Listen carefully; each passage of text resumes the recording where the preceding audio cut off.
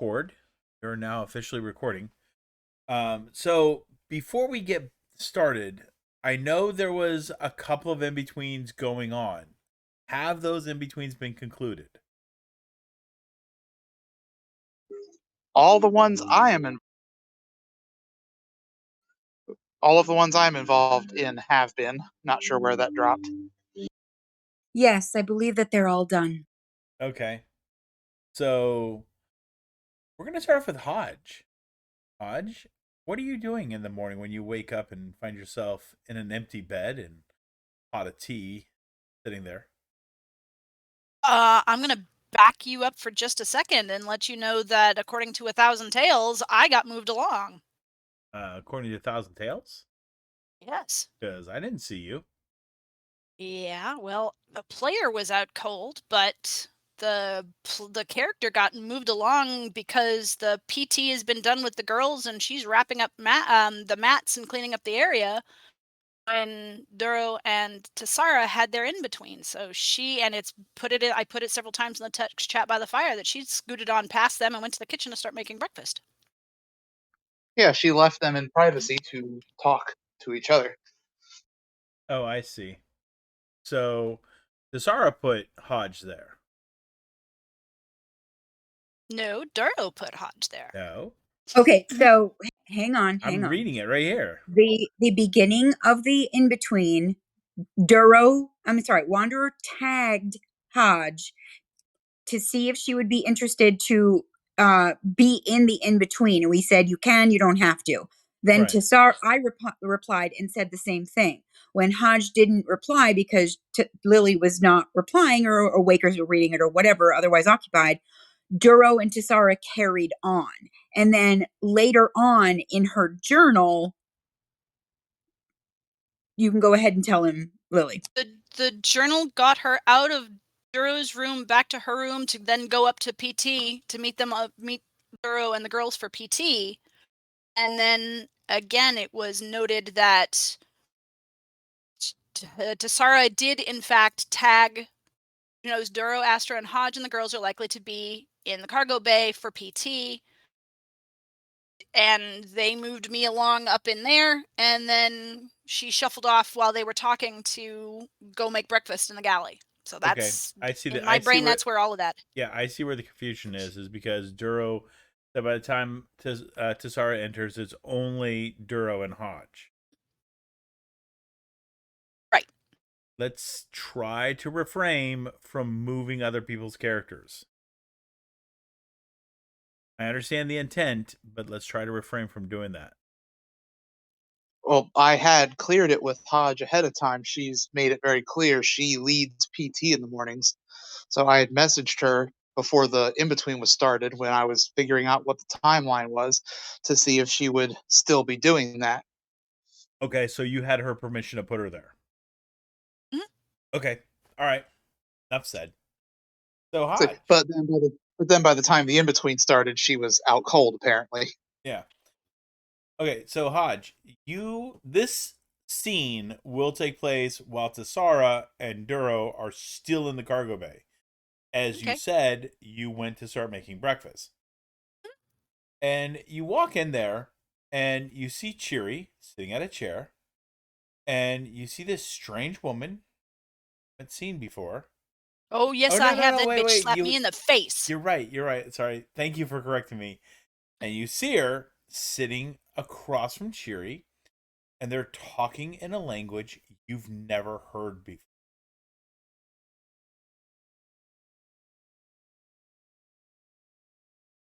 All right. She won't interrupt, but gets the side eye as she's headed past. And as she walks, no, I take that back. She walks in and she hears the language, and she'll walk up to one of the comm panels and hit record. Okay. She wants their conversation recorded. The comm panels do not have that function. They are an intercom. They are not a recording device. Would the comm link record? Your comlink will. Oh, look at that. So yeah, she'll hit the comm link then. And you pull it out and hit record, and the fluffy tail turns and looks at you, and she speaks in basic. Something wrong. Nothing. Good morning. Morning. And Cheery, joyfully bounces out of her chair and rushes over and gives you a hug. Hey, did you know? She speaks my native language fluently, he says inside Misty. She speaks Chiss. You don't know that word. I don't know. All this time on the ship with them, I wouldn't know that word? Because they don't call themselves Chiss. None of us know this. Okay. Yeah. My apologies. She speaks your native language. Mm-hmm. And she looks over at Alangidi. Who's Fascinating. sitting on her elbows with her chin caught between her two thumbs and looks right at you. Fascinating. I've made breakfast. Really? Of course. I'm grateful. What are we having this morning? And she'll motion to the stove that has looks like a meat and some type of plants mixed together with eggs, kind of almost like an omelet. There's plenty for just about everybody on the ship. You beat me to it. I had plans for pancakes this morning. Oh. I'm sorry. I can make you a batch. Come, why don't you sit down? You and Cheery can talk. I'll cook for you. Thank you. I actually enjoy the time in the kitchen. You're still technically in the kitchen. I meant I'm grateful, thank you. And she'll turn and head over to the stove to put on water for tea. Okay. And She'll call out, Cheery, would you like some hot chocolate? Not for breakfast.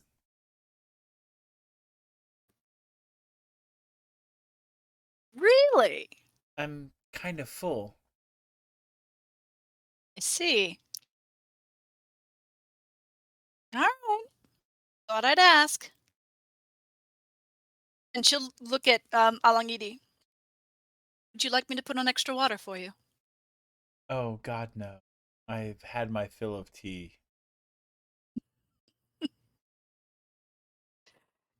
Water can be used to make other things. I'm sure. And she'll putter about the kitchen and pull out the tea and a couple of cups. She knows that Duro is hot on her heels eventually.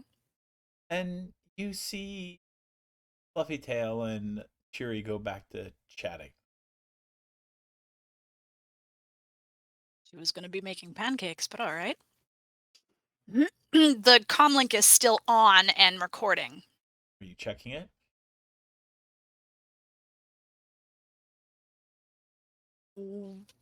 She'll peek down from time to time. I mean, it's not. She'll hit the button again. No power. What? She'll click it several times. Power. Nothing happens. All right, she'll pocket it and look at the two of them.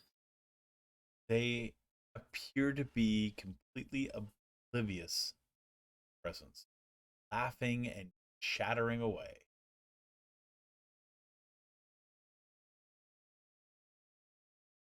She'll pull out her ingredients and keep one eye on the stove while she's prepping flapjacks and one eye on the two of them. Okay.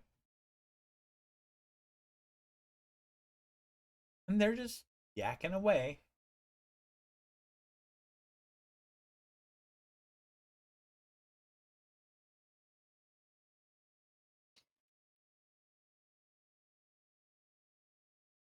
She's not prone to intruding on conversations. It's and she doesn't know out of character, she doesn't know enough about their interactions. The only thing she knows is that she woke up and got slapped in the mouth by this woman. Yeah, pretty much. So again, it's one eye on them and one eye on the stove. Give me And an then intelligence check. I was gonna say she's gonna pour some juice out of the refrigerator and bring 2 cups of juice to the table. You want an intelligence check? Yes, please.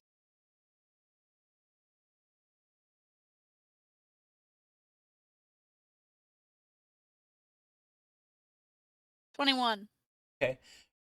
Based off of hand gestures and motions and, the rise and fall of different tones and words, it seems like Fluffy Tail is telling a story that Cheery is just enthralled by.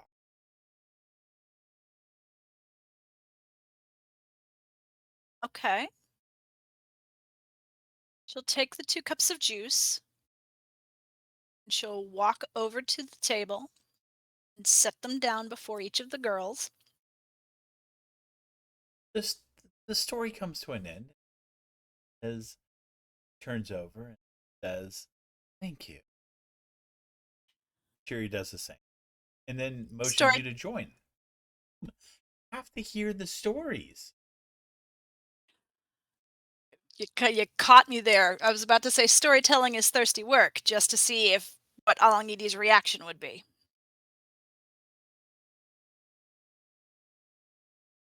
She smiles.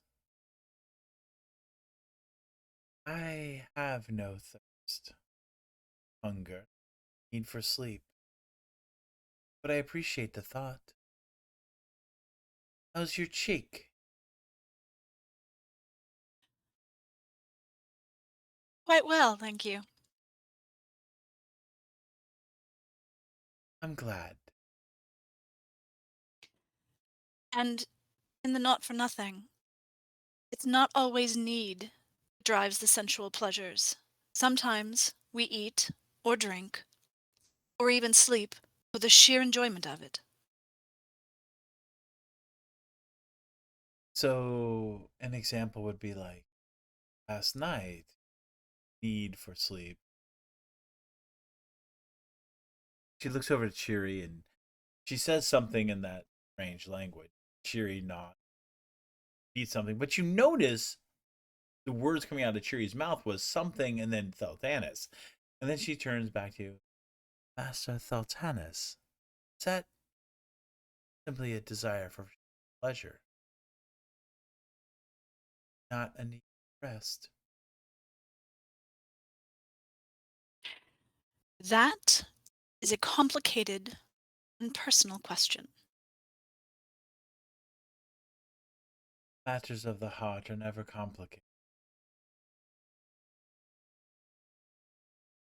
That is also complicated. And she's smiling and turning pink. Cheery's like, is there something wrong? Who said that? Cheery said, She is there sounds. something wrong? That's better. I'm like, she sounds quite mature. Something, and she'll look at Cheery. Nothing wrong. Absolutely nothing wrong. And Fluffy Tail will reach across and gently rest her hand on Cheery's hand. Says something in that strange language. And Cheery's eyes will grow wider and somehow brighter, and she'll bounce in her chair. Is everything all right? What did Cheery, I miss? Cheery smiles and, well, I'm just happy for you. happy for Master. You do make such a beautiful couple. Seems there are no secrets aboard.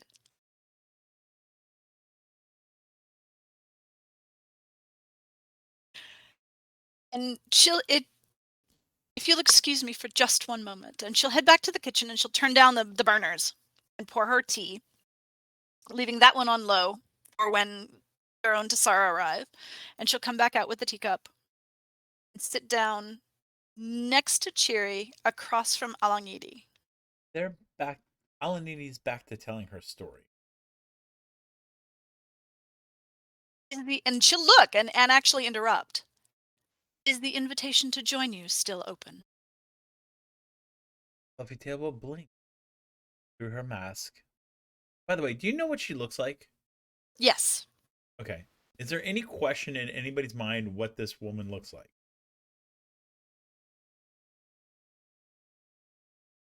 No? Mine. Okay.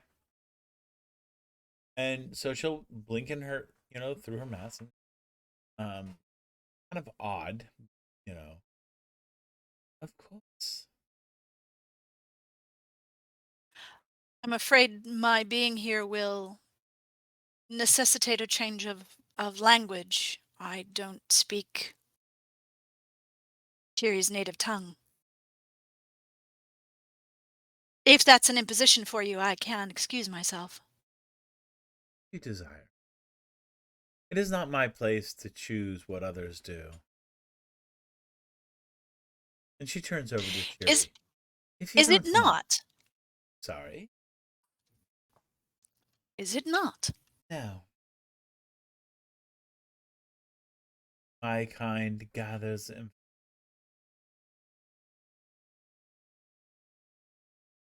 We do not dictate the actions of others. Yet you insist upon them. How? Your presence here insists upon an answer. Because I'm gathering information. And she'll look to Chiri and smiles. Information that I'm slowly acquiring.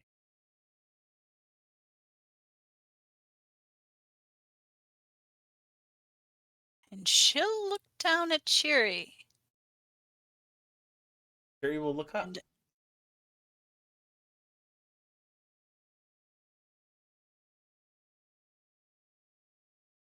Sweetie, why don't you go run and see what's keeping your master? Oh, the story was just getting good. It'll still be here when you get back. This man gets up and flutters off and, takes one look and then darts out the door for parts unknown. Fluffytail will shift in her seat. I have a feeling for design.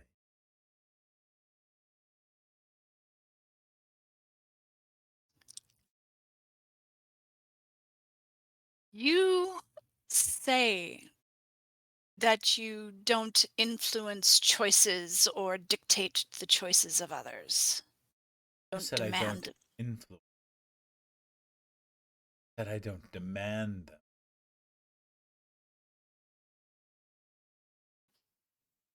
And there's the nuance, I think. Just a What matter are you? of fact, not a nuance. A matter of fact. Very well. What are you influencing the child to tell you?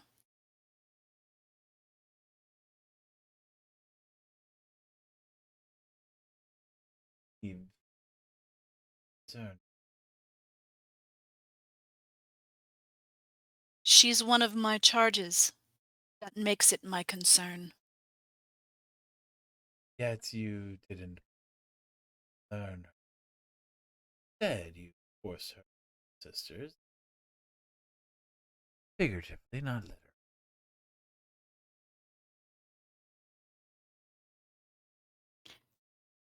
That edict came from above me. I, like you, take orders. Unlike me. Sorry, unlike you.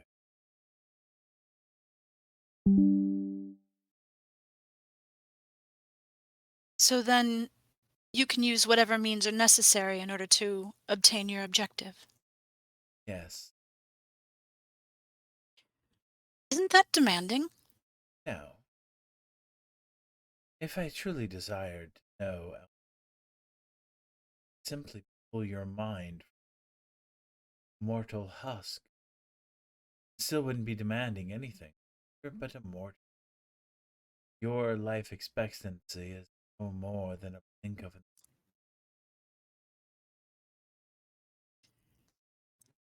She cocks her head, sits back in the chair, crosses her arms and her ankles, and just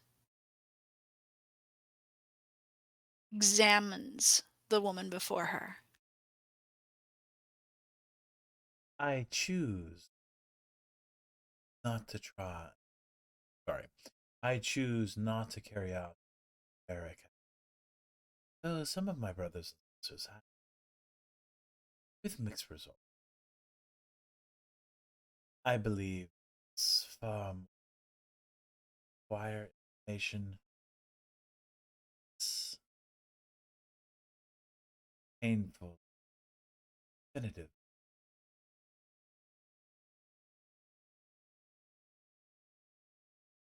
And more subtle, I see. Everything You I knew, know has been given to me by you. on the contrary, you knew where I spent last night and with whom, and I did not give you that information. No. You sure about it? Quite sure. Yet I heard you most of the night. And you were intruding. How so? You were uninvited into that space. And yet I didn't enter it. You were listening where you should not have been, and you were uninvited. Which means I didn't give it to you, you took it. When you walked into this space, were you invited? Touché. But as this is common area, the answer to that is yes. Ah. Private quarters? Private quarters? Mm-hmm. Not common space. So, as long as you were here, you were okay, correct? Externally, yes. What goes on in my head? Private space.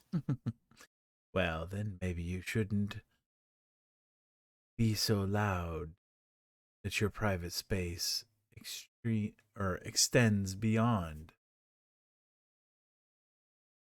She says, leaning forward with a smile. See canine fang mouth.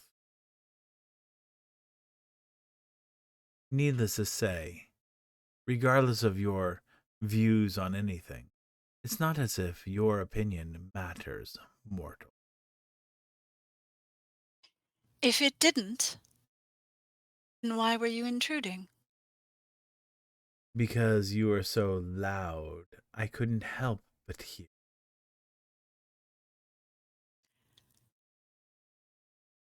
And teach me to be quiet. I'm a gatherer of information, not an instructor. Then you have the information to show me what I need to know in order to keep myself protected from you. Mhm, I do. Show me. Again, not why I exist.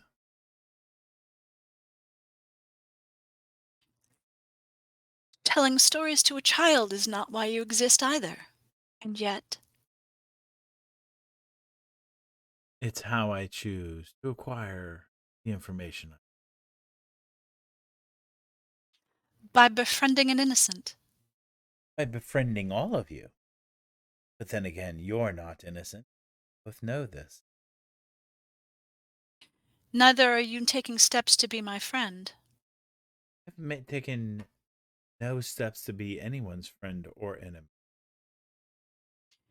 Did you not just tell me that the way you gather information is to befriend those around you? It's one of the avenues you use. One of them I choose. With everyone on board, I believe is exactly what you just said. Yes. And I've just proven you false. What No. else is there that's false about you? Everything. Nothing.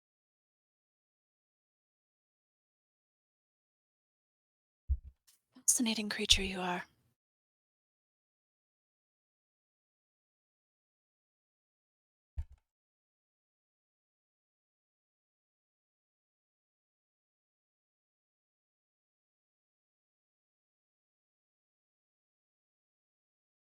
You have no idea. You're right. I don't. Though I can say this: your creature is well known My what? as a creature. You.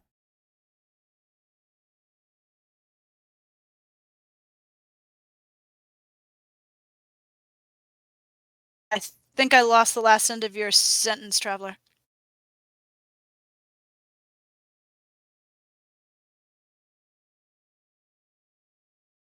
You. Mike? Excuse Yeah. me. You, as a creature, are well known. And she turns her head to see Duro walking in. And looks like Tessara. The Which Zabrak people are well known. he smiled. We'll go with that.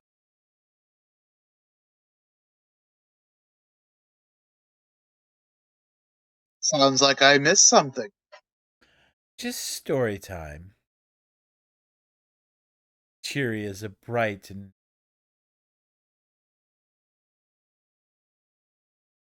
uh, she smiles. Cheery as a bright and cheerful young child.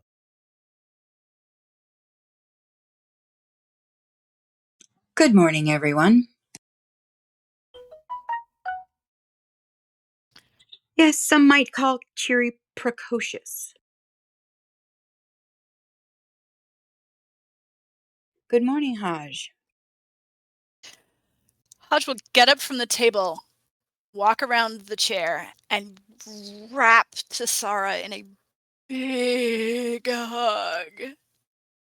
Tessara chuckles a little and hugs her right back and doesn't just immediately push her away. She hugs her for as long as Hodge wants to hug. I've missed you, Lara. I've missed you too. It feels like it's really strange. It feels like it's been a week and a half or more, but it hasn't. It's very odd. No, it has. She'll look up over Tessara's shoulder. The water is still hot, Elskir. Ah, thank you. I've set out your favorite cup.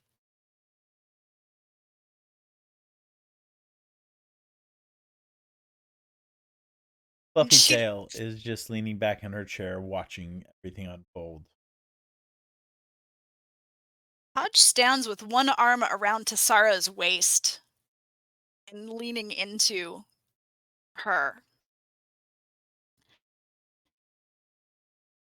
And Uh, I think there's good news, right?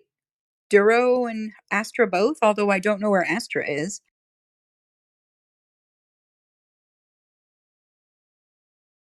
oh! You'll forgive me. Yes, there's excellent news. And she doesn't say anything else on the subject. Tessara grins a little and nods. Alongidi and I were just Getting to know one another and discussing the difference between public and private spaces. Tessara looks over at Along Didi. It's nice to see you again. She'll nod. I have nowhere else to go. This is where I'm meant to be.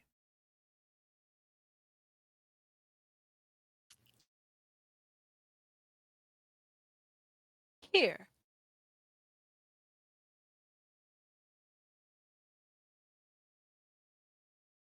Here, she says with a smile.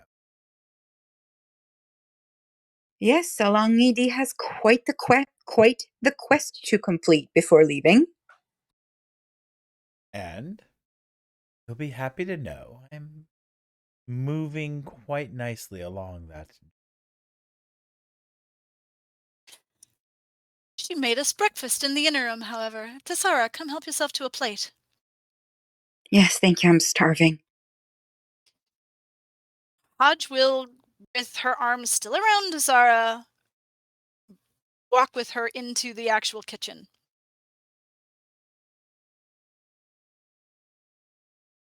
And Okay.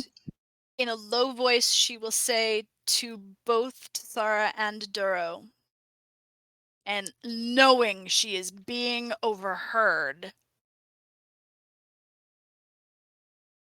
we have no privacy. And we have a problem. Well, I am aware of the first. What is the problem? She raises an eyebrow at Duro. You knew we had no privacy? Well, that was more of an assumption, but I knew she was capable of reading minds and has no concept of personal boundaries. Tessara actually drops whatever it was she was holding and stares at you. What did you just say? She can read minds. I verified that by thinking in her general direction, thinking instead of speaking, and she replied. Confused, cheery. She thought she was only getting half of the conversation, which I suppose she was. Tessara glances quickly at Alangidi out in the seating area and then back at Duro. Then she read mine. I see. Well, it's not like I was trying to hide anything from her. This is the first I've seen her this morning. Ah,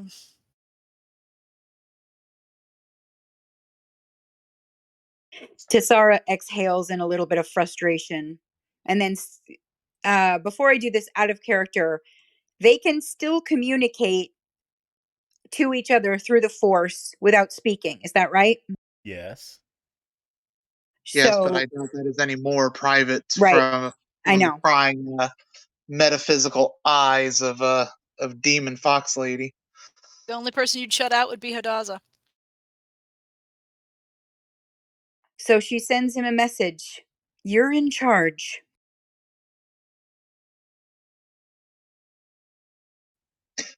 And he replies through the mental link, "Must I be?" She grins at him and doesn't say anything. That's not fair. I'm the only one not in on this conversation, and that includes our furry friend outside. Tessara looks over at Haj. I was just reminding Master Theltanus that he's in charge. Yes, a fact I am lamenting in the moment. Sadly, I regret to inform you that I don't think that you are. They have the right to say no, but it isn't going to stop her from getting what she wants.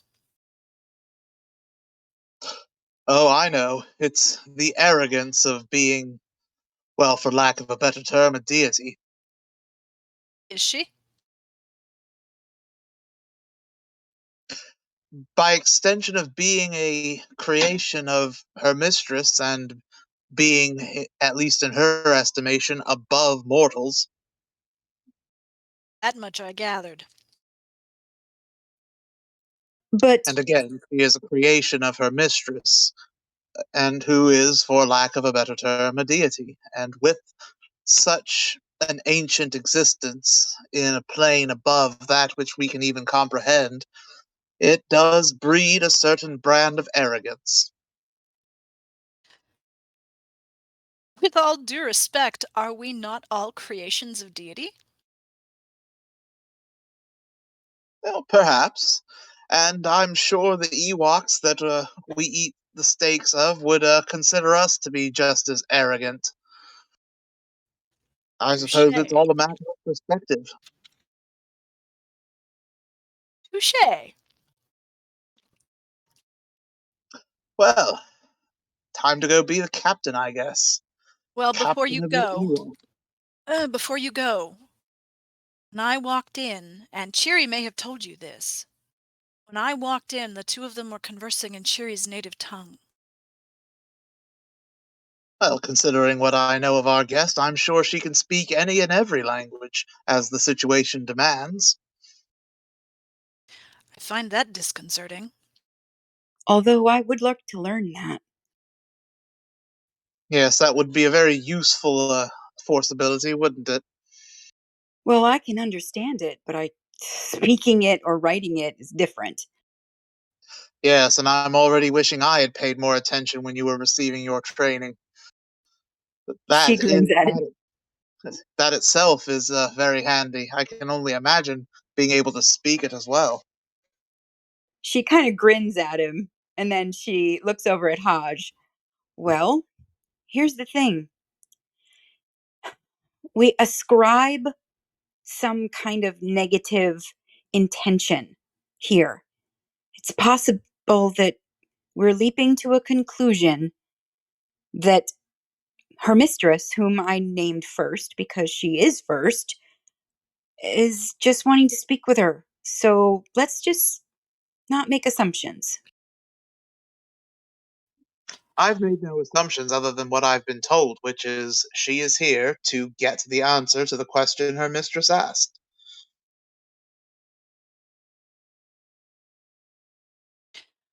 I'll leave the situation to you then. Yes, like I said, captain of the Ewoks.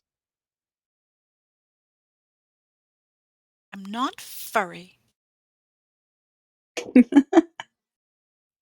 Dura will raise an eyebrow at her, but also grin and say, "Well," and doing his little two-finger salute, he'll say, "Yub yub, everybody." Oh my god. She looks over at Hodge. She's like, can you believe this guy? Yes, I can. Every word of it. While they were saying that, he is going back out to talk to Alangidi.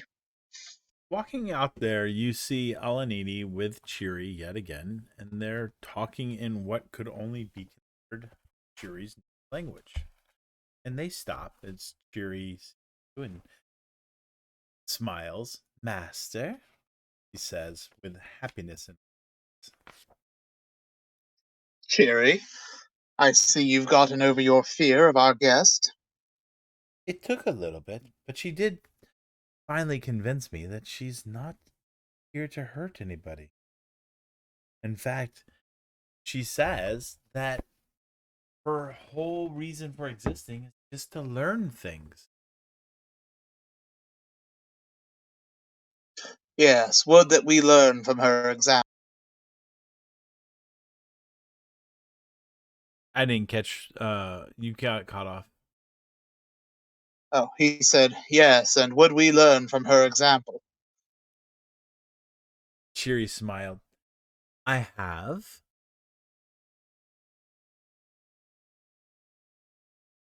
Good. Why don't you go help Tassara and Hodge in the galley with breakfast?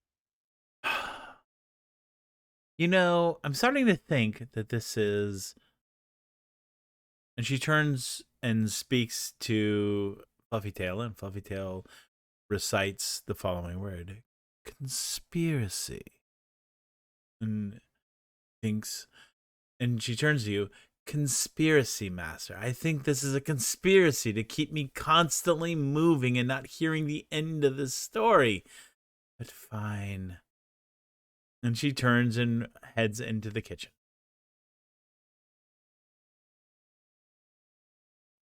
So, what kind of story has my Padawan or so engrossed? One of the poems of her people before they were reduced to a primitive state. I see. There's actually genuine sorrow in her. So, her entire culture is no longer spacefaring. Sadly, no.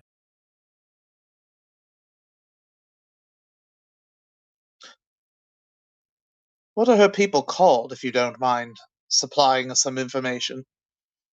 I've told your friend. Not a teacher, gatherer of. And you have to admit, you have been less than forthcoming and less than willing.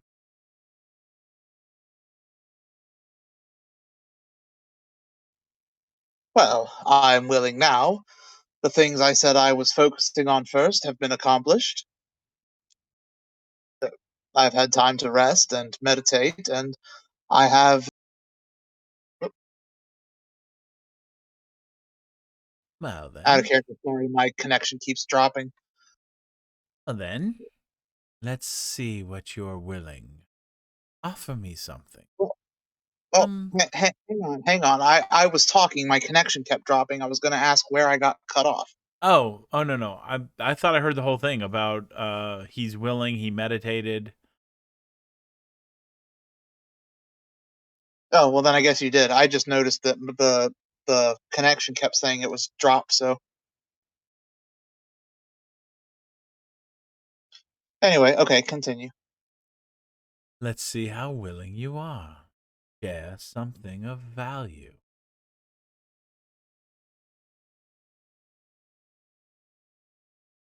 Right. Well, I gleaned in my meditation that, as I suspected, it was not actually myself that reached out and he does the air quotes summoned your mistress.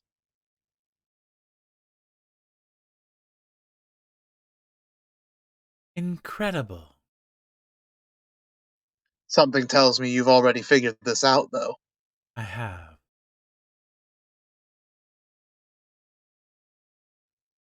Well, just to prove to you that I've done my own due diligence, it was my apprentice, Jerry, that reached out. I was not able to ascertain how. I know there is more to it than her simply reaching out. I have guesses, theories, but nothing concrete. She is quite strong, the Force.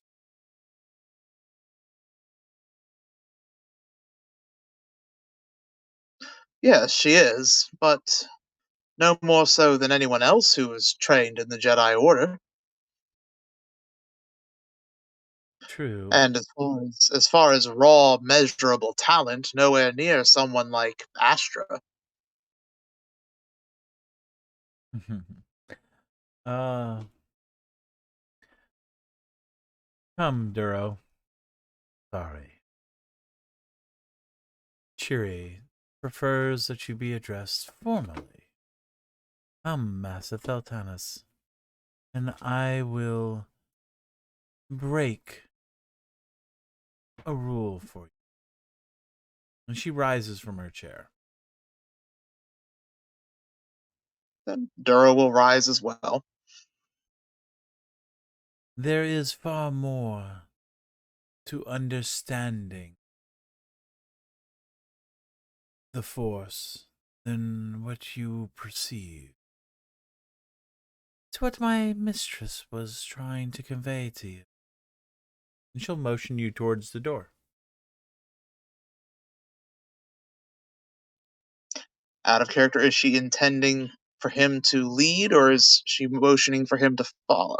To follow. Well, he will follow. Okay. And as you walk through the door, and she'll lead you, away from this area, and towards the bridge.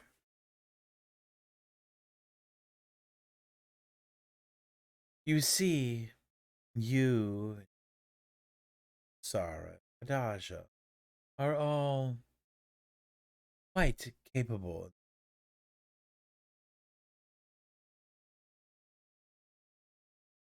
Jiri is something else.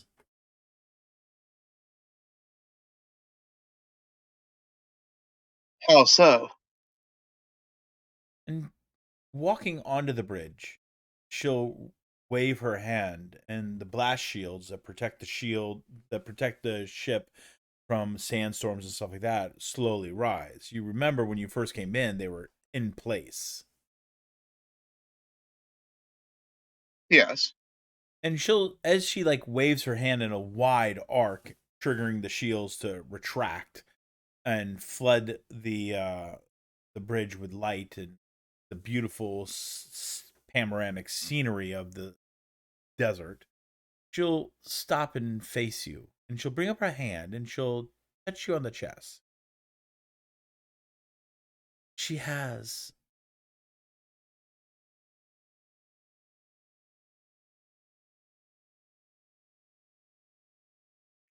I'm going to assume you mean emotionally and not physically. force. You see, when my mistress offered to make a deal with you, what did you fear she was going?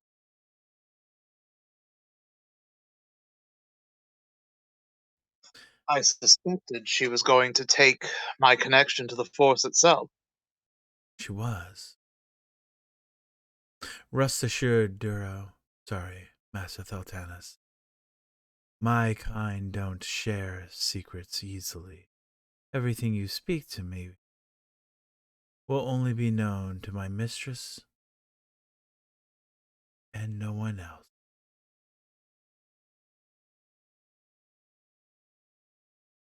You see, you are a great man who will do great things. Unlike most, the end of the road for you has already been written because it's already transpired.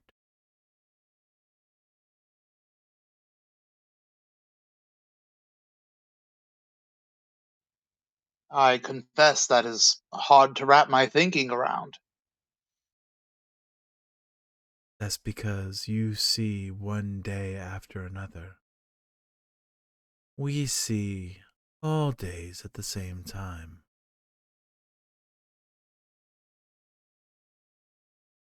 I see only where my thread runs, where you and your kind see the entire tapestry.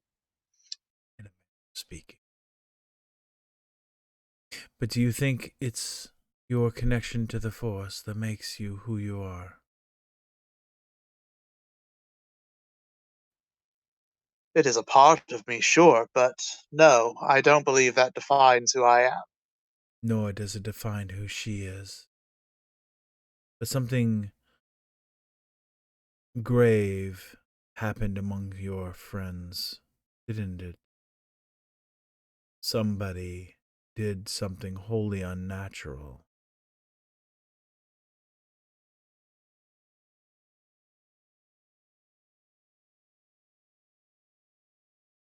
I can sense the ripples from the deed, even though they're months, maybe even years in the past. I can feel them emanate. This very group. Well, out of character, just to mirror how I felt as the player listening, Duro's face would show complete confusion for the first half of her statement. Then she could see that the wheels are turning, his mind is racing, and then when she finishes, he finally asks, "Are you referring to Astra and what transpired at the pool?" I am. Your kind wiped out cousins of mine out of fear of what they were doing.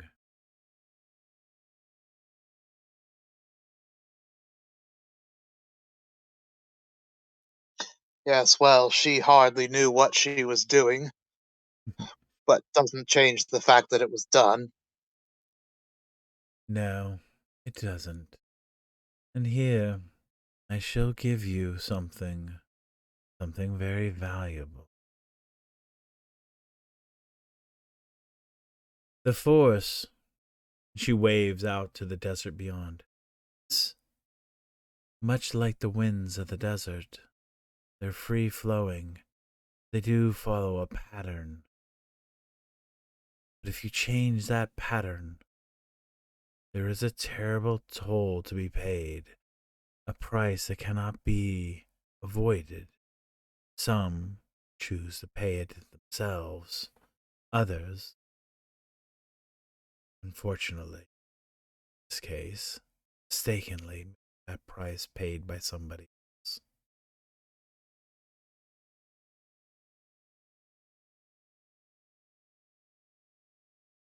And so who has paid the price for Astra's actions? You already know that answer, don't you?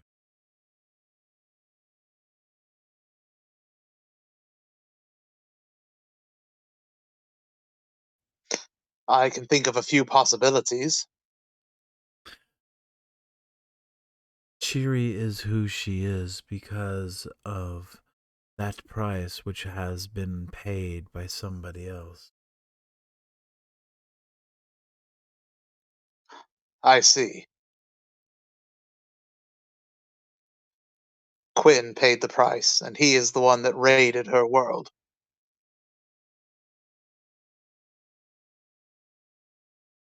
In a manner of speaking, the debt's not over. I have my answer. I have everything that I have been asked to acquire. I would thank you for your cooperation, but fortunately you didn't offer much. But I will offer you this.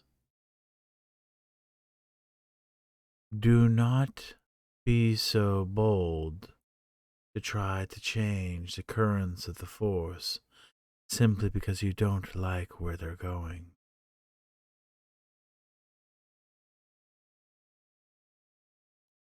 Not even to restore what was already altered? There is no restoring. What was altered is gone.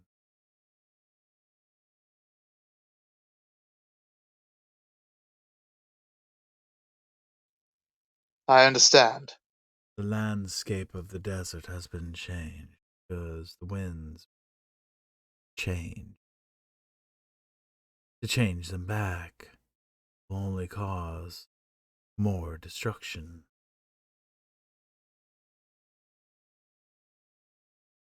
My presence has caused you and your friends disruption.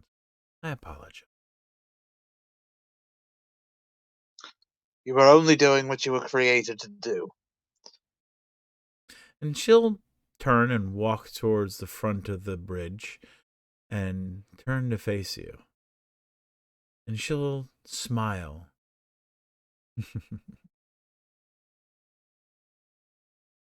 Goodbye, Duro Thaltanas. And you'll see her dissolve. Well, before she does, he would add, before you go, thank you for the assistance you offered. I understand I was brusque and ignored you to an extent, put your mission on the back burner, as it were, but I know you assisted in helping heal Hodge and Astra, and I just want to acknowledge that and express my appreciation. She'll nod. What you've done to my servant was nothing. She still fulfilled her task. As for helping I did no such thing. That was all you. Well, I Guide, appreciate it anyway. guide Cheery well, and be ready to let her go. I certainly will. And she'll dissolve.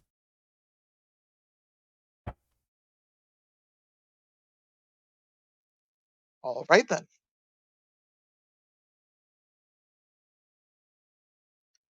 Duro will return to the galley. Okay. Okay, so before you return to the galley, is there any more conversation Tassara and Hodge and Cheery would like to have? Um, so Cheery was entering the kitchen when Duro and Alamidi were leaving. Correct.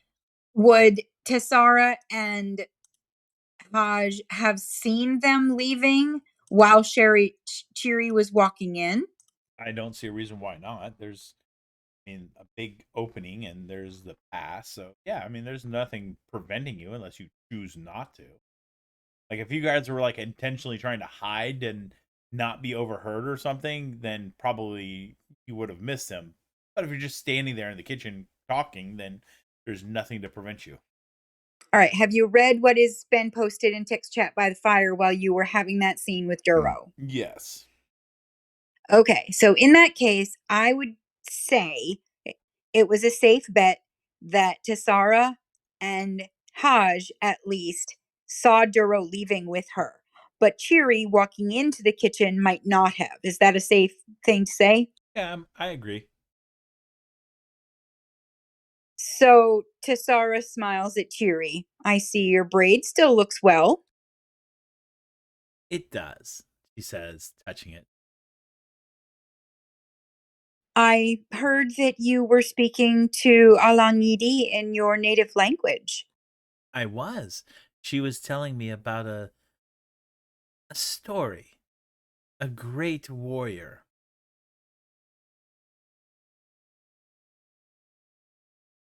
Ooh, that sounds interesting. Mm-hmm. His Can you tell us? his name was Mithron Orodo, and he was he sacrificed everything to be to save his people. Well, that's very noble. Mm-hmm. He was telling me about his story. I would like to start learning your language so that you can talk more often in it. I thought we were supposed to learn basic in Saibisti.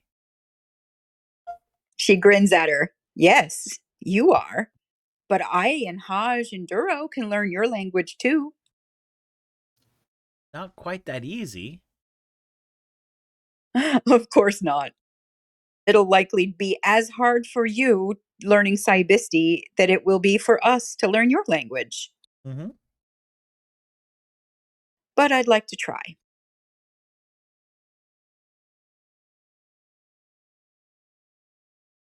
And she told me about our people and where they used to be.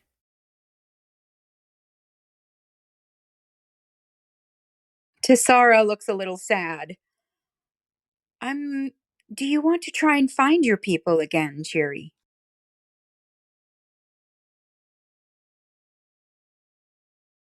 No,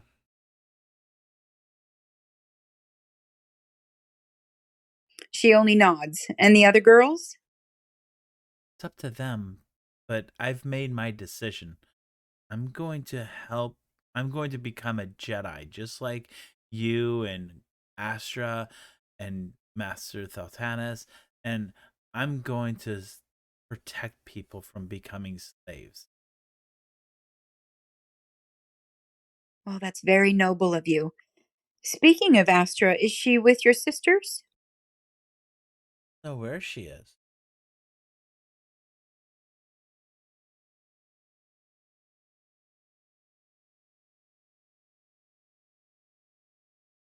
So Tessara sets down the cup of juice she had been drinking rather, and finishes her breakfast and looks over at Haj.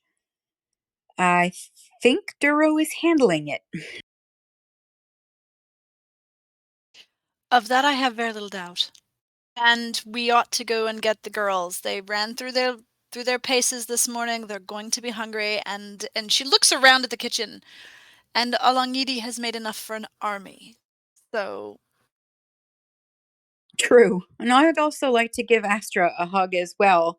Again, it feels so odd. Like it's just so strange. I've only been gone a couple of days, maybe not even 3. But anyway, she shrugs it off. Tessara, believe me when I tell you that we feel like you've been gone. No. For us, for Astra and I, it's been a very, very long time.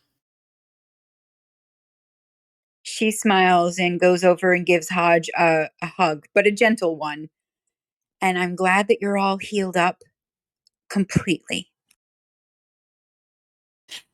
Yeah, me too. If I had to spend another day in that chair, I probably would have picked it up and thrown it across the room. Oh, yes, I wouldn't have been surprised to return to find the chair in pieces. She winks at you. And outside the Gunyer.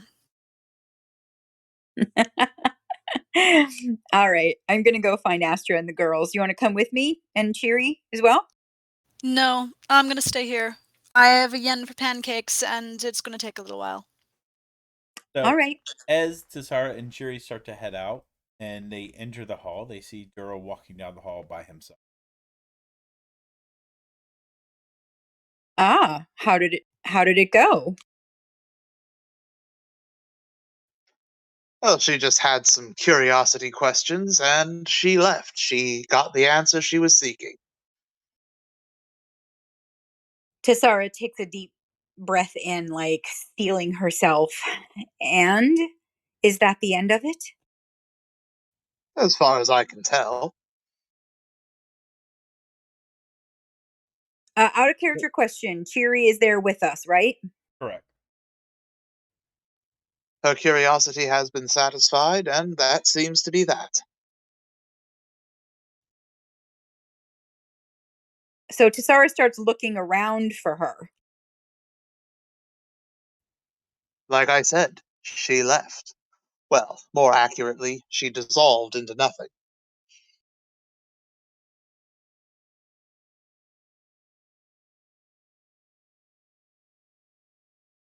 Ah, I see. But considering she was created specifically for this task, is that really surprising? No, but it is what it is. I'm going to head to find Astra and the girls. Haj is in the kitchen making some pancakes again. I see. Well, when you find them, tell them that the senior staff have a meeting in 1 hour in the galley. And she looks over at Cheery and she kind of waggles her eyebrows. Ooh, senior staff. Sounds important. Shiri leans over. I'm senior staff, she says, playing with her braid. Wow. She looks at Duro. Is she senior staff or still junior staff? Technically, as a Padawan in the Grand Army of the Republic, she would hold the rank of commander. But on a ship this small, no, she would not be considered one of the senior staff. Oh. Anyway, when the senior staff, she says, rolling her eyes, is done, I want to tell you the story she told me, Duro, about a great warrior named Mithran Orodo.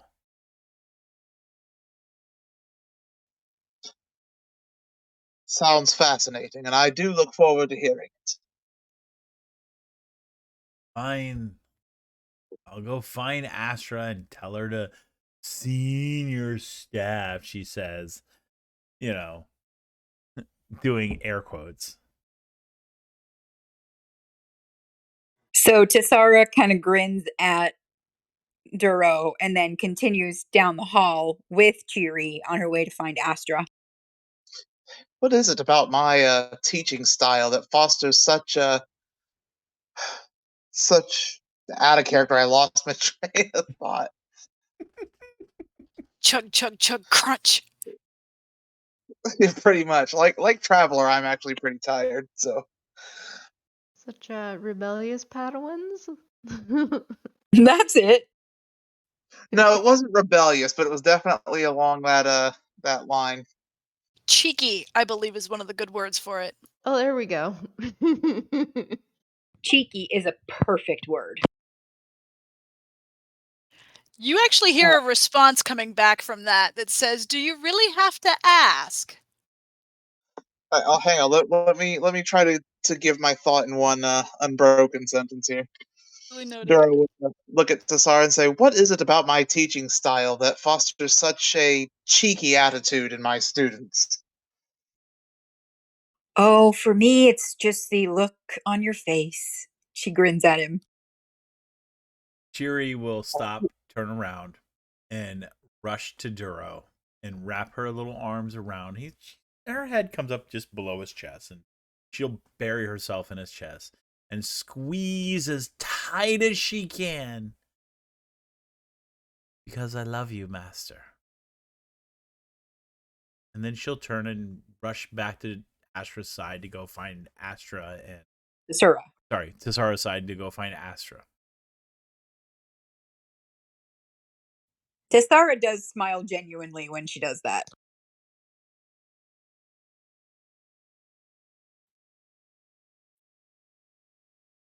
And Duro will, when they leave, go into the galley. Question you should be asking yourself is, what is it about your teaching style that fosters such love and adoration from all the girls on board? That is a good question as well. I take it you heard then, meeting in 1 hour. I did, Should give you and plenty of time to make and consume some pancakes. I. She looks down at the vast array of meat and eggs and veg omelet. For all of my idea of making breakfast, it seems disrespectful to discard what Alangidi has prepared. And Although waste pouring food. Do you have any idea how many credits are represented on these plates? Thank Credits you, don't grow on Quartermaster. trees, you know. Thank you, Quartermaster, for reminding me that leaving this food would be wasteful. Which is why I actually wanted to have the girls go and get the girls for breakfast. Figured that little army would eat through all of this and then some. Probably, if we let them. Don't see any reason why not. I mean, it'll keep, but do you really want to have it for 2 meals in a row? You underestimate the blandness of Jedi food. Having never tried it, I'll take your word for it. Let's just say, especially when on the front lines, you have little more than protein cubes. Sounds And delicious. whatever fortified water in your canteen. Gods below, dig in. She'll lean back on the counter and cross her arms and her ankles in her standard pose. I take it our guest has left. Yes, she has. She completed the task she was created for. And so she simply ceased to exist with all of the information that she gleaned from on board. Well, she did say when she first introduced herself that her master was or her mistress was capable of listening in and even taking control if needed. You'll have to forgive me, I missed the introduction. What I got was a slap in the face, and then she disappeared from my sight until just now. Yes, what was I saying about the arrogance of deities? And the absolute inability to understand between public and private spaces. She knows about us, and then so far what you're saying is that her mistress does as well. And does that bother you? She said something in passing. I wish I'd had a chance to talk with her more, but you and Tessara walked in and the conversation dropped. Well, I'm sorry about that. Had I known you wanted to continue talking to her, then perhaps I would have waited to play Captain Ewok. There's no way you could have known. Again, she said it in passing. It was almost a taunt. The, She did not go out of her way to ingratiate herself to anyone, I think, except Cheery. Yes, that was certainly the impression I got as well. There were statements she made, both on the flight back to the Gungnir and after your operation, that I knew were intended to get a rise out of me, but I declined to rise to the bait. I have yet to learn that talent, though it is coming. Oh, I'm sure it will. I'm sure, and she leans into him, with your patient and careful tutelage in all things of which I know not, that I should pick that up eventually. But it will require lots and lots of private tutelage. Which I look very, very forward to. Though we will have to be careful, otherwise your real master might get jealous. She looks up at him and blinks. Oh, Tessara. Oh, I don't think so. I think that she would probably not be put out by that scenario. Actually, I think what she said, her exact words were congratulations. Yes, on a ship this size, nothing remains a secret for long. 12 hours, Duro. I would have liked to have some privacy for 12 hours. Again, you've clearly not spent any time on military-style vessels. My initial uniform would prove that to be false, but since I have no memory of that particular scenario, I'll have to agree with you. He looks thoughtful and adds, though I suppose it's not just military vessels. On a ship this size, or even smaller, well, yes, there is no room for secrets. Everything is everybody's business. I see. Well, think about it. When you're in deep space for weeks or even months at a time, You're not wrong. It's just for creatures like you and I who cherish our privacy, it's disconcerting to know that everybody's nose is that far in my business. oh, you just have to learn to enjoy it. He does say that with a slight grin. Oh my god. And she just turns pink and puts her head in her hands. I cannot believe you said that. How is it that you are able to in your like, ah, oh, double entendre? Do they teach you that at university, at the order? Like, how do you do that? No, they definitely do not teach it in the Jedi Order. It's something I picked up on my own. Then you and I shall have to examine what other things you may have picked up on your own. Again, I look forward to it. She's pink up to her roots. Ah! And leans in and gives him a swift kiss on the cheek as she hears Astra and the gaggle coming in for breakfast. Let's slow down. So, Okay. Desara, you meet or you find Astra, who is um assuming she said she's with the girls. I don't know why she'd be with the girls, but with the girls. So Tisara comes in the room and looks at Astra and like grins from ear to ear. Well, there she is. Hello. She goes over and gives you a big hug. How are you feeling? I'm fine. How are you, Tisara? Glad to be back with my family.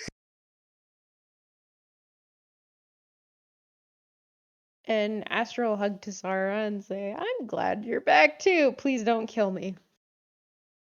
She blinks in stunned, like you've taken her completely off guard. I have no plans in murdering you. Why would you say that? Oh my gosh, you have no idea what's gone on, have you? She looks around at all of the girls who are staring at the two of them and looks at the second to youngest and at Cheery and says, breakfast is waiting in the kitchen. And Cherry will lead all the girls off. Okay, once the girls are gone, Tessara like frowns a little and's like, okay, girl, lay it on me. What happened?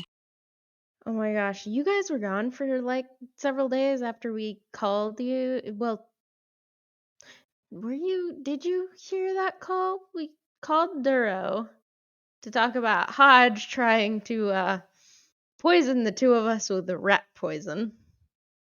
Oh, that. Yes, I did overhear that conversation. We were in Phelan's hut when that happened. But after that, no. Well, after that, in an attempt to pass the time, I may have taught Hodge a few skills. Which I probably shouldn't have, but I was trying to keep her mind off of the fact that she tried to poison us and that her programming was possibly going to activate, and I didn't know what to do, so. Okay, okay. Um, Slow down, slow down. Here. Let's sit. and Astral sit down next to Sara. So, you thought that Hodge's programming might have kicked in Yep. and there was something about rat poison. But was it on purpose or was it an accident? We both think it was an accident because she was like, "That's not flour" when when I pointed it out to her. But the programming, it's really sneaky, so I was pretty sure it was her programming activating because Duro had told her about it. I know this. Yes. I knew this beforehand because she told me she knew all about it. Yeah, I think I understood that happened. Not the details of it, of course. But I'm going to go with the assumption that she did not have any intentions of poisoning anyone because she would have been eating whatever you guys were making herself and she wouldn't have poisoned herself. So I think it was probably just a mistake. Yeah, that's what I tried to explain, but at the same time, I was kind of wary and wanted to be careful because my own experience with said programming led to someone dead. I understand. Fear is a powerful motivator. Yeah. All right. So you wanted to keep Hodge's mind off whatever you thought could possibly be going on, and you taught her some things. What did you Yep. teach her? Telepathy? Like how to share Yeah. messages and communicate Well, mentally. that is one of the things on the list that I had to teach her. How did it go? Went pretty okay.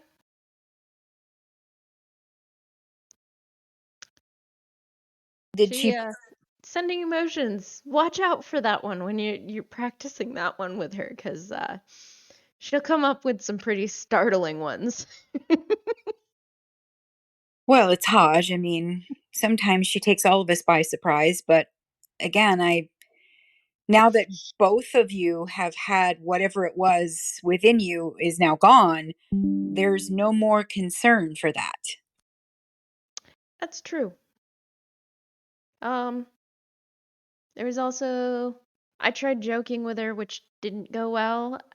In fact, it upset her quite a great deal and led to some really insane nonsense of her thinking that I was trying to kill her. And she took the doors off of the bridge. Tessara is frowning. I, I I'm so confused. Duro had said something that he needed to get back to the ship because he needed to attempt this removal of the programming, but I don't think I knew the extent to which things were happening while he was in the village with me. You said that she took the doors off of the bridge? Yep. Apparently, she took the doors off of the bridge. I don't know the full story with that one, just I know that when I went to my quarters after we confronted each other in the hallway with weapons, I never pointed a weapon at her. Just saying. I never actually pointed a weapon at her. Because Soul, likely my own programming was activating and convinced me to go get a blaster. So, yeah. Wait. Hang on. Saul came back. Yeah, he came back. And what of the others? Have they got anything to say about that? I don't know if I can see the others, and if Astra focuses, can she see the others? No. I can't see the others, and Soul is gone now as well. But since we've been on this planet, I haven't been able to see or speak to the others, even when Master and I were inside of my mind. They were there, but they weren't. They were holding the programming. Okay, hostage. wait. You're jumping too far ahead. Let's back up a little. Okay. Okay, so there apparently was a lot of miscommunication somehow. But I'm confused. Why did Saul want you to go get a blaster when you have a lightsaber? Because a lightsaber is a lethal force, and a blaster can be set to stun. He'd She convince is me to go get frowning. a blaster set on stun in case Hodge tried to attack me. So I had a way to defend myself that wouldn't lead to her being dead.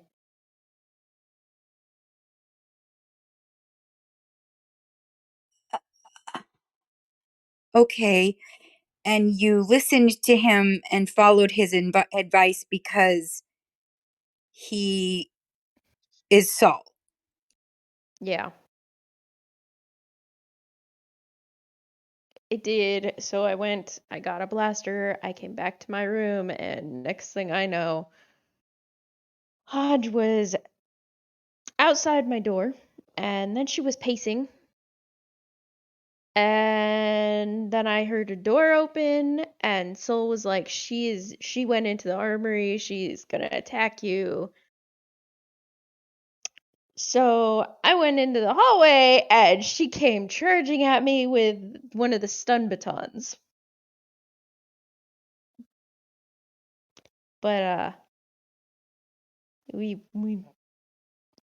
managed to de-escalate the situation.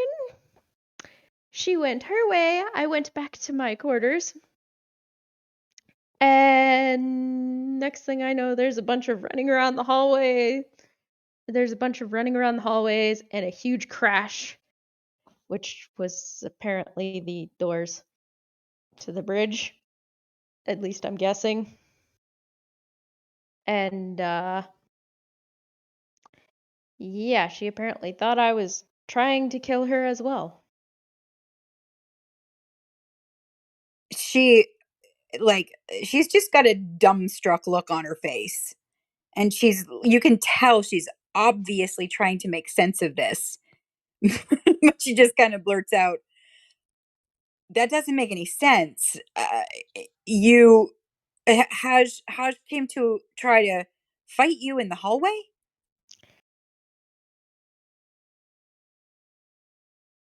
When I went looking for her, she charged me with a stun baton. And you went looking for her because she had pulled the doors off of the bridge. No, I went looking for her before she pulled the doors off of the bridge. It was after the first round of her pacing outside of my quarters and me thinking she had gone into the armory as well. And the soul sitting there going, "She's gonna get door breachers, she's gonna kill you." She frowns really deeply. So Saul isn't here anymore, right? No, he's gone. So that tells me that the programming took on Saul's face. Yeah, that's sounds about right with what Duro said while we were fighting it.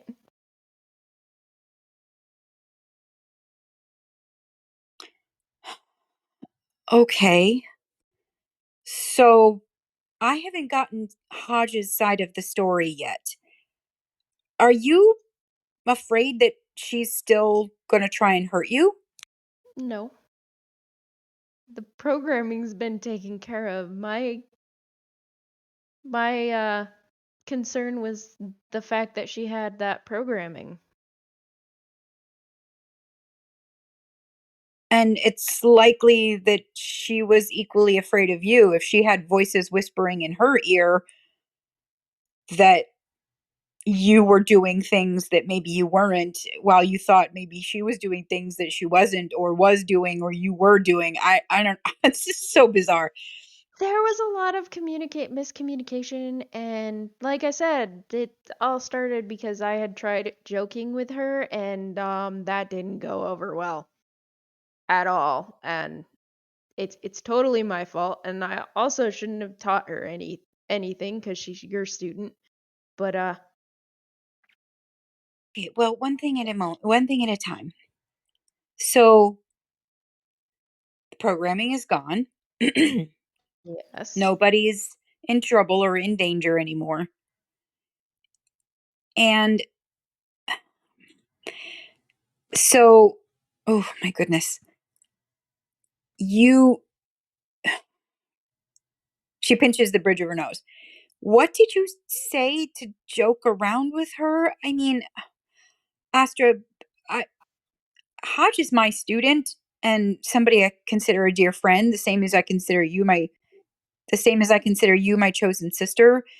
But joking isn't really something that Hodge can do. She's only a couple of months old.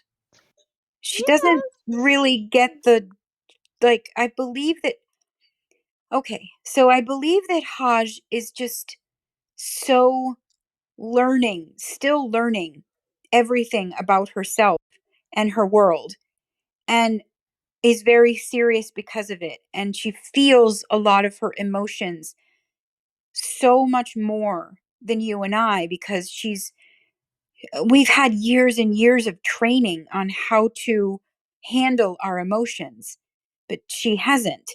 So it's the teasing. I can see why it might have upset her. I don't know what it was that you said, but it's almost not important because she probably would have taken it badly. So, okay, you learned that you can't joke with her.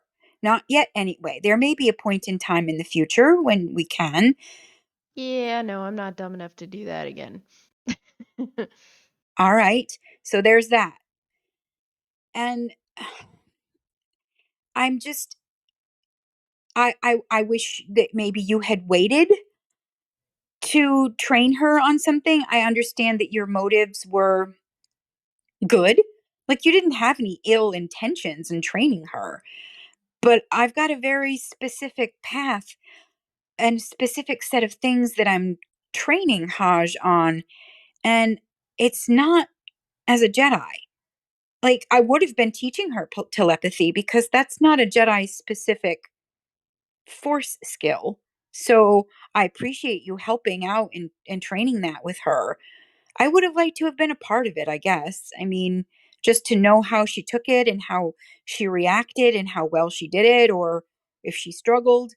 These are things that I'm learning in teaching her that I have to pay attention to. And it's funny, when I was a Padawan and I was the one learning, I didn't stop to think about how difficult it is to be a teacher. And I think you're a knight now. So the truth of the matter is, if you want to teach, if that's something that you feel called to, well, you should take a Padawan, maybe one of the girls. They're still children and they haven't.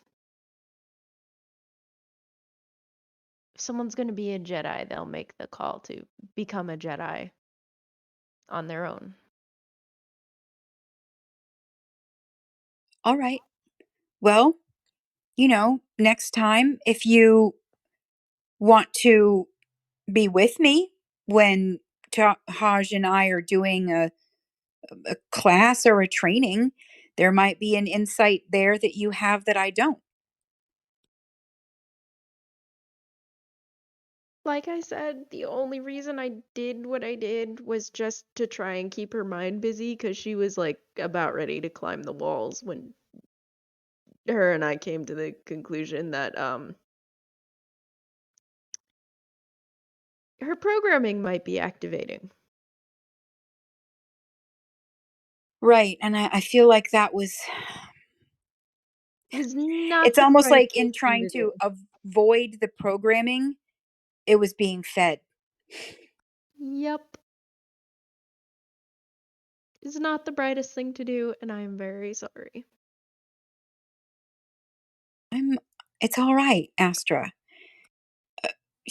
Mm, I made mistakes too while I was away from Gungnir. I made some pretty big ones. So nobody's perfect. And I'm not mad. I was confused, but when you explained it, I understood. Astra kind of blink and turn her head sideways as it with this questioning look of what? But she's not gonna voice what she's thinking.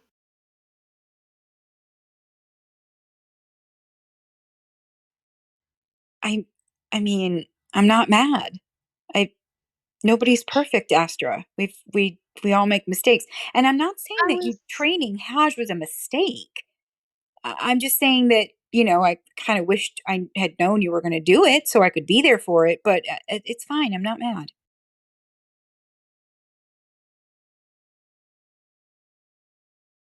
and Astra looks at her and goes, I'm more confused about the supposed mistakes you made while you were away from the Gungnir. As for the training, she still needs to work on those skills. Like, she may have been able to do it easily here, but for some reason, everything in the Force is easy here. Agreed. And just suffice it to say that in the village, I made some choices that brought things into being that maybe I shouldn't have, but maybe I should have. Who knows? You're Out of gonna have to character, I just saw Mike's thing, so we do have to wrap it up.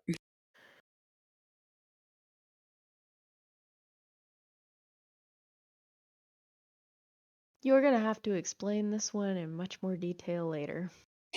I will. In the meantime, you're all right, right? Yes, I'm all right. And maybe when we leave Origin, you'll be able to see them again?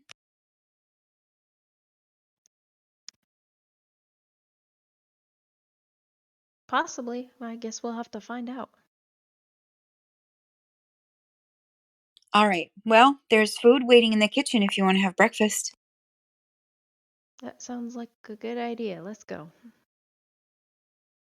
And she gets up and walks alongside Astra to the kitchen.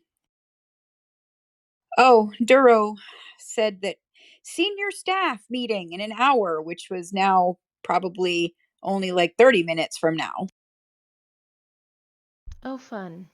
Well, no, it's closer than 30 minutes. But you guys go and get some breakfast. The girls are do their thing, but then are ushered out so Joe can have.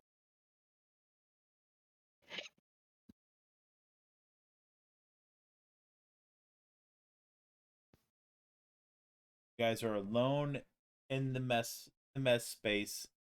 Doors are closed and locked. Duro,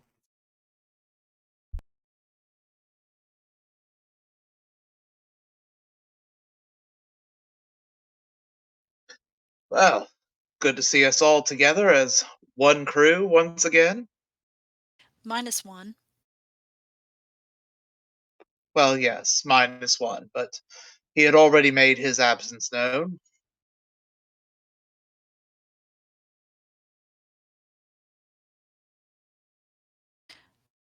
Understood. And that's indefinite. Out of character, what was that? I missed the last thing you said. I said that's indefinite. For the foreseeable future. Between the judges and what Master DeRoss told him, he feels he needs to process and unwind. He has asked not to be disturbed and implored on me the need to respect his privacy. Understood. So, senior staff meeting. Yes, senior staff meeting. So, how did you all enjoy Origin and the Valfolk village?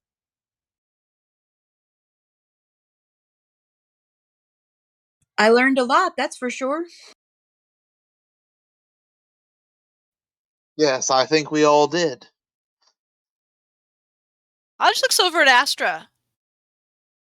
We didn't actually see that much of it. Nope, we really didn't. Or at least I didn't. Neither did I, to be honest. I saw enough to know that I really want to know how they do that whole elemental bending thing, but I'm not sure we're going to be spending much more time here. The impression I got Especially from with- Nazil is that if you weren't born to it, you can't learn it.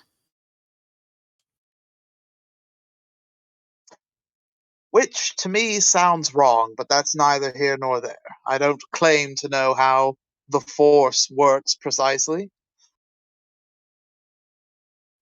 I would have assumed if you are Force sensitive that it is just another skill that can be learned, but again, I can't know that for certain. What I do know is that with the gravitational anomalies that Handyman and I have detected in this system, I feel we should leave as soon as we are able. We have what we came here for. We acquired the compass that we need to return to the Prelock.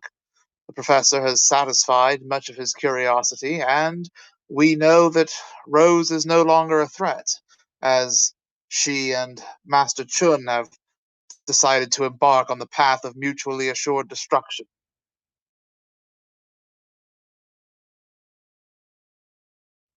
So, is there anything I'm missing? Is there a reason that we need to stay on Origin? He will gesture to Sara, other than Master Anarin imbuing her Kyber crystal, but that shouldn't take more than a couple of days.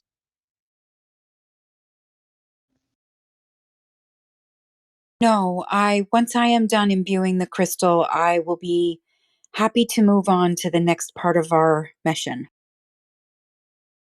Same. which, between the instructions I received from Professor Kenobi and what I heard Master DeRoss tell him, that next stop will be the Prelock homeworld to return this compass. Are we leaving without him then? As far as I know, he will be joining us. And out of character, is his shuttle back yet? That's the bigger question. Well, Uh, Duro would know. It's pretty obvious when it's here and when it's not. it's not that obvious, but Duro will know, and the answer is no, not here. All right, thank you. Well, I assume he is leaving with us, but as of now, he has not yet returned. The last I saw him, he was with Phelan, but he does have his comlink. Yes, well, the privacy thing was a message that was waiting for me in the ship's computer when I was checking the security system. So I wonder if that privacy is something that is active right now, whether I should refrain from calling it. Duro will shrug. At the very least, he has a couple more days. Oh, we are waiting for Tassara to imbue her crystal, so he's got a couple more days.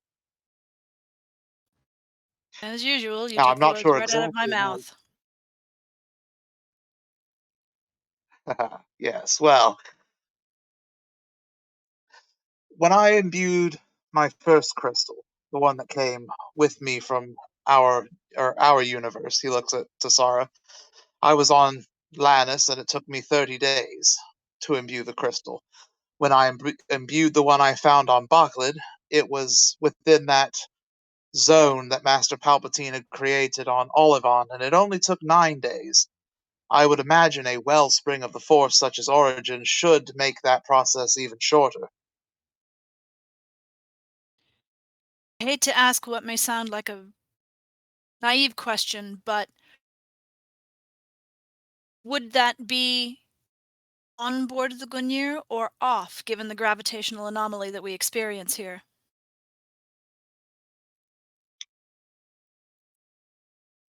I And, would assume that she will seclude herself in her quarters. The meditations one must do to imbue the crystal requires an intense amount of focus, and a quiet environment free of distractions is usually best. Gravitational anomaly? She looks at Yes, Duro and basically. Astra, which means we could be here for up to 9 days. Yes, we could leave the Gungnir, go on a camping trip. For us, it would be 1 day, two at most, and we could come back and find that 9 days has passed for Tassara aboard the Gungnir. Her mouth falls open. I'm sorry, what? Right, I forget not all of us were educated at the Jedi Temple. It's a simple matter of astrogational science, really, that gravity is one of many forces that affects how we perceive the flow of time. The stronger a gravitational pull, the slower we perceive the flow of time. With four suns in the sky and black holes at the edge of the star system, Origin is affected by many varying levels of gravitational pull. That means that some parts of the planet experience time flowing differently than other parts. It's why several hours or even a couple of days passed aboard the Gungnir while we were simply in the Valfolk village for the afternoon. She looks over at Astra and Haj. Well, that explains why it feels like I've been gone longer than I really have. Indeed, and that is one of many reasons I feel we should leave this system as soon as we can. However, I want However, I want to give you the time you need to imbue your crystal. And again, a wellspring of the Force such as this, it should not take long at all. But as Hodge suggested, we could always go on a camping trip. A day or two passes for us, and up to 9 could pass for you. She nods. I. Okay. It is a mostly joking suggestion, but I wonder if Handyman would be able to run the numbers. I wonder if that actually could work. I don't know. Hodge looks at Astra again. With all due respect, would stepping outside the time anomaly, the gravitational anomaly, considering that the princess and I have been here as long as we have, would that induce that time psychosis that Handyman mentioned? To move in and out, considering we've been here as long as we have, to move out of it, then would that not cause some difficulty for us? Duro raises an eyebrow and gives her a slightly stupid look for a second, like he's confused, and then shakes his head and says, I believe that was him disseminating to throw off the fact that I had asked him to put you two under for the purposes of healing you of the Crusades programming. Yeah, that's a long conversation we still need to have. Wait, Tessara looks surprised at her tone of voice. Duro, you mean that what I experienced wasn't as a result of a gravitational anomaly?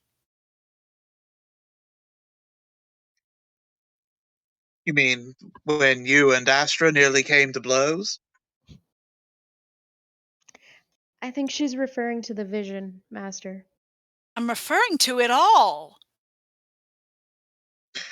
I can't speak for the vision. Again, this place is a wellspring of the Force, and there are a lot of things that even I am at a loss to even begin trying to explain. As for the near confrontation, I think that that was fear ruling both of your judgments, and being helped along by whatever the Crusade did to each of you.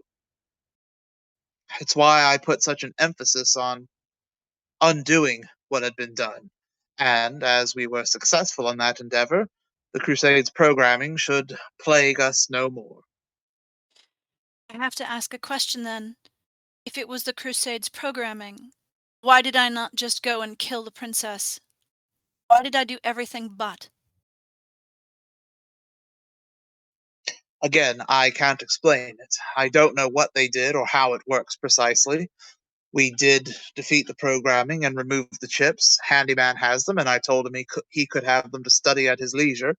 Perhaps one day he will have more answers for you, but I feel no loss in admitting that I have no idea what any of that programming entails, or how it works, or how much control it can take over the individual.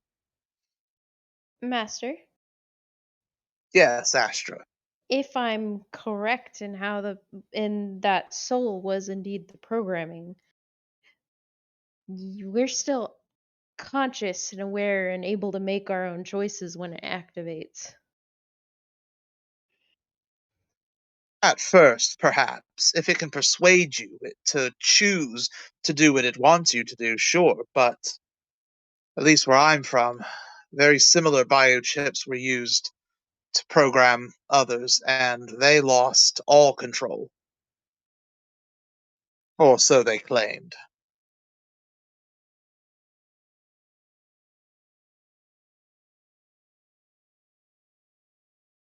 Regardless, we are getting off topic.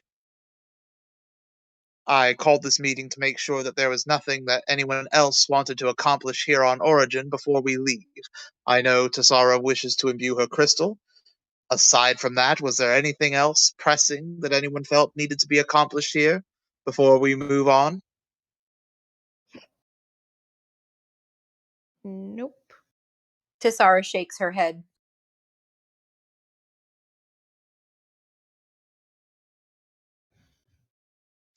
All right then. So, as soon as Tassara's crystal is imbued and the professor returns with his shuttle, we will make plans to leave Origin and return to the unknown regions. We will return the compass to the Prelock, and then from there decide what we are to do next. That will depend on whether or not the professor is ready to rejoin us. And if he isn't? Then we continue to explore the unknown regions, taking odd jobs transport, cargo running, that kind of thing. Because as the professor has pointed out more than once, this ship does not run on hopes and dreams. Eventually, we are going to need to make income so that we can keep the ship fueled and the galley full. What about getting back to Baklid? Is that not ultimately the goal? The ultimate goal, as I understood, in coming to the unknown regions was to defeat Melora. Wherever we need to be to do so is here. Well, in the unknown regions. We are closer to the core here on Origin. What about the Light of Elysium? Last I heard from the professor, he believes that that is at the coordinates that are in the journal Master Palpatine gave me. Again, in the unknown regions. So if the professor is not ready to continue on that journey, I feel it would be a waste of time to take several weeks to return to Republic space. Because then when he is ready, it would take several more weeks to return. Better to just learn what we can about the area, running cargo, making contacts. Like I said, exploring the unknown regions, and basically staying close by until the professor is ready to finish what he has started. You're the captain. Tassara nods. I agree. But that I'm the captain, or that we should stay in the unknown regions? Both, of course. Very good then. And I didn't realize how long we'd be here. I had said that the girls' lessons would be postponed, on hold, until we left Origin, expecting we would only be here 3 or 4 days at most. So, starting tomorrow, I'd like to start their classes again. More of what they are used to as far as a daily schedule. And you guys hear a collective groan from just outside the door. Seems we have eavesdroppers. Perhaps we should start lessons this afternoon instead. That think sounds like 20 fun. I think 25 laps around the cargo bay ought to slow them down a bit so they can't eavesdrop at the doors. As my masters used to say, idle hands are the devil's playthings. Don't know about their hands, but I'll run it out of them.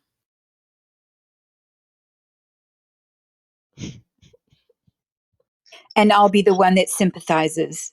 She grins. Right, one of us has to be the nice one. And on that note, we'll go ahead and wrap up for tonight because I'm already falling. Fair enough, and I was about to have Duro adjourn the meeting anyway, so Yeah. that's a good place to call it. Just a heads up, when Thursday, where I'm doing a scene for Nova, so be prepared. It will be early on in the game. Roger, Roger. Okay.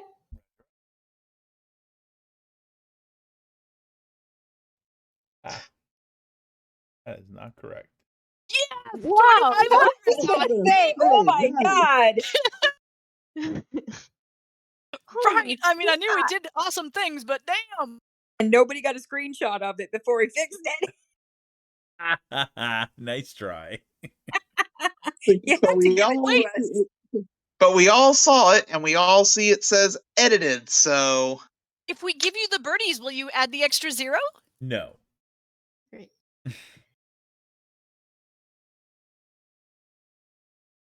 This was kind of a dry game. I can't give big bonuses on dry game.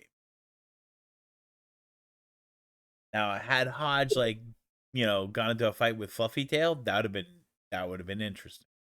Yeah, but you were pushing for that. Like, oh, the goad was strong. I was Yeah. not. Yes, it was! Oh, yes, it was. How on earth did I try to goad Hodge into a fight? It was no stronger than when she tries to go Duro. Duro just ignores her, and quite frankly, dishes it right back out. Basically telling her to sit down and wait until he's good and ready. Yeah, that's pretty typical, Duro. I'm waiting. How did Hodge get goaded? Any number of ways, not the least of which is I heard you, not the creature you are known throughout the universe. I mean, damn, there were a couple, 3 different hard landings where you were trying to like shoot it across the plate and she went whiff. Oh, look at that. That went right by.